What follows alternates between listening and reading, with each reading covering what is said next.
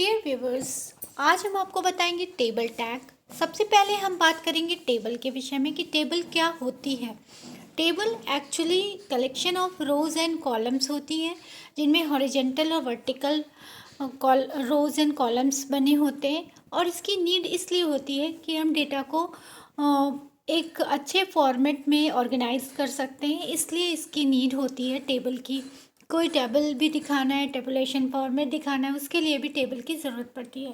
तो यहाँ पर एक छोटा सा प्रोग्राम आपको बना के बताया गया है, जिससे आप देख सकते हैं कि किस तरीके से रोज़ एंड कॉलम को हम अरेंज करते हैं through the HTML table command. तो टेबल में हमारे पास टेबल रो होती है, फिर टेबल हेडिंग होती है और टेबल डेटा होता है।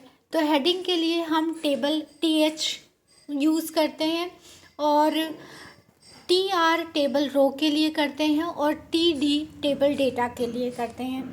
तो यहाँ पर जहाँ जहाँ TD लिखा है उसका मतलब आपका डेटा क्या होता है, रॉ फैक्ट्स एंड फिगर होता है।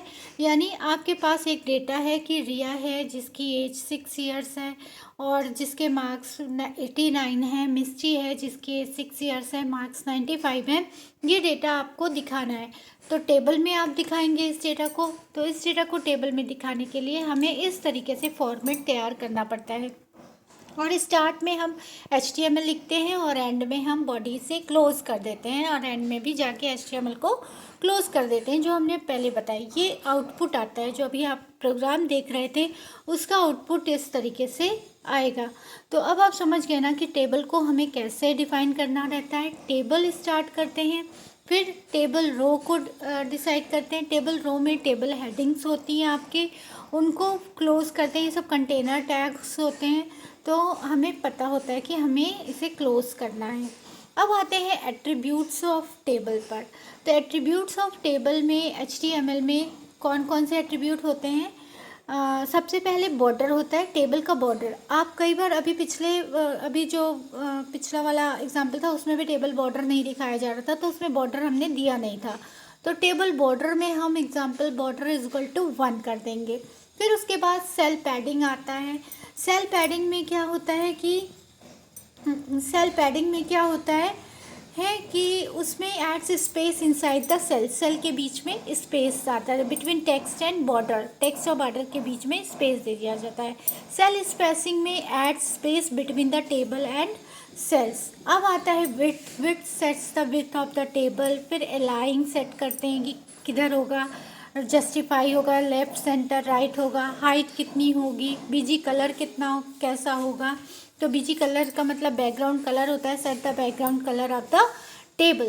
तो एट्रीब्यूट तो हमें जानते हैं ना कि ये बताता है कि क्या क्या प्रॉपर्टीज़ हो सकती हैं। जैसे आपका एट्रीब्यूट क्या है, आपकी हाइट क्या है, आपकी विड्थ क्या है, आपका कलर क्या है, उसी तरीके से टेबल का भी एट्रीब्यूट हम सेट करते हैं। तो बीजी कलर। फिर उसके बाद आता है बॉर्डर कलर। तो बॉर्डर का, टेबल का जो बॉर्डर होता है, जो चारों तरफ हम बनाते हैं रोज एंड कॉलम, तो वो बॉर्डर कलर हम देखते हैं कि उसमें बॉर्डर कलर कौन सा होगा। तो उस बॉर्डर कलर को हम सेट करते हैं। अब आते हैं simple program with all attributes. जितने भी एट्रीब्यूट्स अभी हमने बताए हैं उसको हम अपने प्रोग्राम में जाकर सेट करेंगे, और ये प्रोग्राम आपको पूरी तरीके से अंडरस्टूड कराएगा कि टेबल को कैसे हम लिखते हैं। तो यहाँ पे सबसे पहले था, आपने HTML हेड, टाइटल वगैरह देखा। उसके बाद स्टूडेंट डिटेल टेबल हम बना रहे हैं, तो स्टूडेंट डिटेल टेबल में टेबल के ये सारे एट्रीब्यूट सेट किए गए हैं। देख लीजिए इसमें कौन कौन से एट्रीब्यूट सेट किए गए हैं टेबल के। Border, cell padding, width, height, अलाइंग, बीजी कलर, बॉर्डर कलर। और फिर हमने कैप्शन दिया है। कैप्शन वो टेबल के पास लिख कर आएगा कि कौन सी टेबल है ये।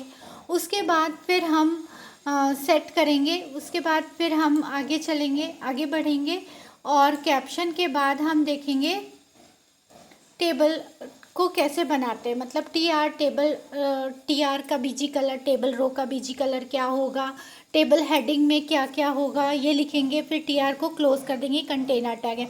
फिर दूसरा टेबल रो हम स्टार्ट करेंगे, फिर उसका कलर एक जगह सेट कर दिया तो सब जगह वही सेट रहेगा TR। अगर क्लोज कर दिया तो फिर वो हम स्किप कर जाएंगे नेक्स्ट कलर पे।